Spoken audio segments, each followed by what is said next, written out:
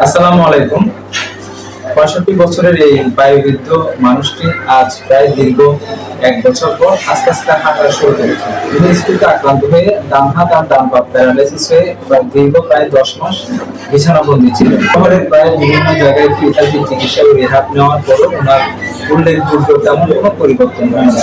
আশেপাশের মানুষজন তো বলে, পরিবারের লোকজনও একসময় আশা ছেড়ে দিয়েছিলেন, ভাবছিলেন উনি আর উঠে দাঁড়াতে পারবেন না, আর হাঁটতে পারবেন না, তিনি বাকি জীবনটা বিছানায় কাটাবেন।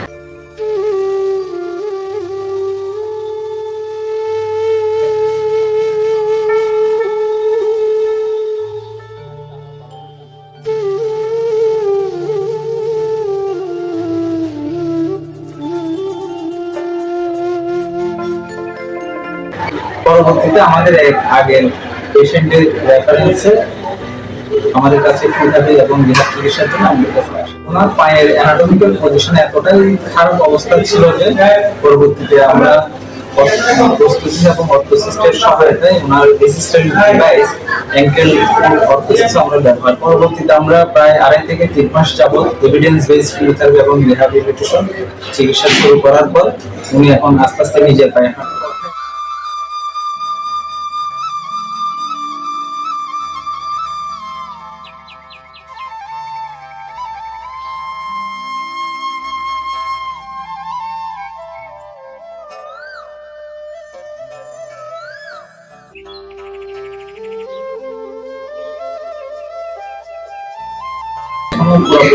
না হয় ওনার ভাগিনা আমাদের সাথে আছেন, ওনার কাছ থেকে আমরা ওনার যাত্রাটা শুরু করি। আসসালামু আলাইকুম, আমি ওনার ভাগিনা। আমরা আল্লাহর কাছে শুকরিয়া, উনি দীর্ঘ ১ বছর পর আবার হাঁটা শুরু করেছে। আমরা তো আশায় ছেড়ে দিয়েছিলাম, কিন্তু উনি আল্লাহ আমাদের সারার চিকিৎসা দিয়ে ওনার সুস্থ হয়ে এখন নিজে হাঁটা শুরু করেছে।